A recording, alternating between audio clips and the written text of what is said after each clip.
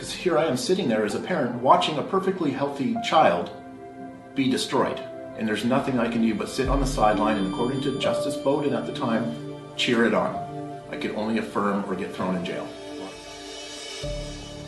For the past 11 months, Canadian father Robert Hoogland's now 15-year-old daughter has been receiving testosterone injections by court order.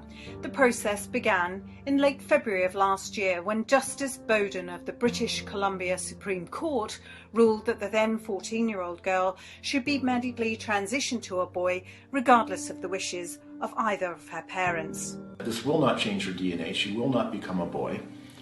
It can lead to increased heart disease and other risks of that nature, different types of cancers. Because they're going to be stopping her puberty, her bone density will stop right where it is. And I kept saying, no, this is not going to happen. I'm not consenting. Rob was told that if he tried to dissuade his daughter or referred to her as a girl, he would be considered guilty of family violence. To make sure Rob didn't refer to his daughter as a girl again, Marzari signed a protection order authorising the police to immediately arrest Rob without warrant if he was caught referring to his daughter as a girl. They've now created a delusion, and then they're forcing parents like myself to have to live in this delusion. And then what happens when the bubble explodes and the delusion ends?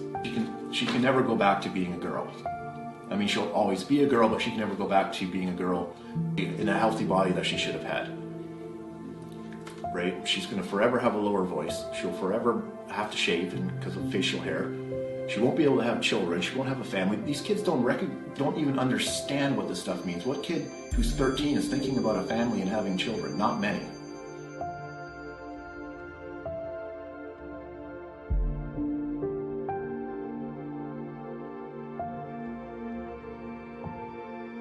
Desperate to get his story heard, Rob gave several interviews to Canadian commentators and reporters. The interviews he gave were quickly suppressed in Canada, and Rob was threatened again with severe consequences for speaking out. But Rob felt that he could not remain silent. You know, what kind of father would I be if, let's say in 5-10 years, my daughter is detransitioning and she turns to me and says, you know, Dad or Mom, like, why did none of you do anything to stop this? I was a child. Like, none of you stuck your neck out for me back then. You just let me do it because I was an immature kid thinking this was something great. Where were you on that one?